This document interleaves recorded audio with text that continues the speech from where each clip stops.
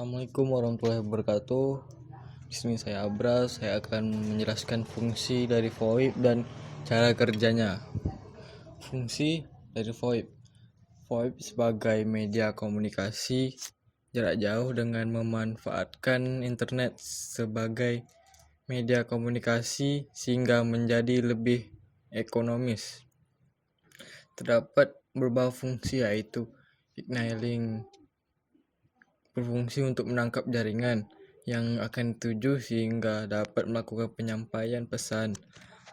Yang kemudian call connect atau disconnect memungkinkan klien atau penerima panggilan untuk menerima panggilan atau memutuskan panggilan.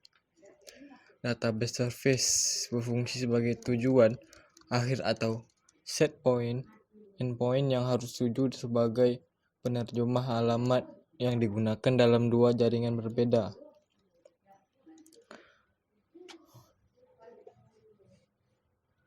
Codec operation sebagai coder atau decoder untuk mengubah suara menjadi sinyal digital atau paket data atau sebaliknya, sehingga terhubunglah klien-klien tersebut untuk berhubungan panggilan. Cara kerja cara kerja VoIP. Cara kerjanya adalah mengubah suara analog menjadi paket data digital. Kemudian akan diteruskan melalui hub, router,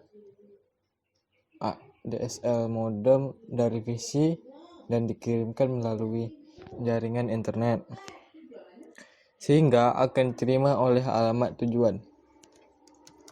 Sebelum data dikirim, data yang berupa sinyal analog akan diubah menjadi data digital menggunakan ADC, yaitu analog to digital converter.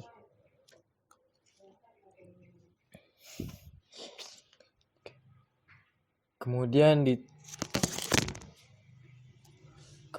ditransmisikan dan pada penerima akan menjadi data analog kembali dengan digital to analog converter, yaitu DAC.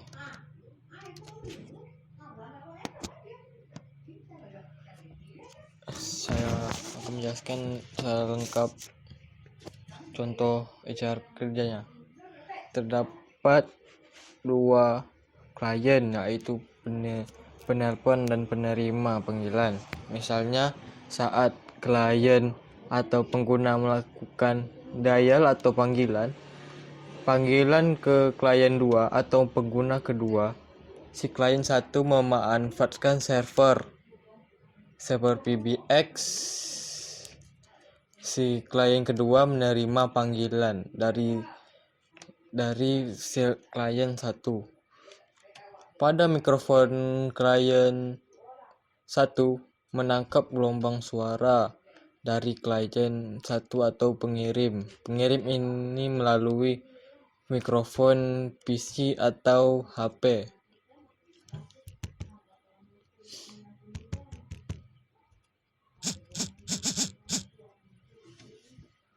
Gelombang suara tersebut dikirim melalui jaringan server yang akan diteruskan ke yang akan diubah menjadi paket digital. Jadi ada komunikasi data kemudian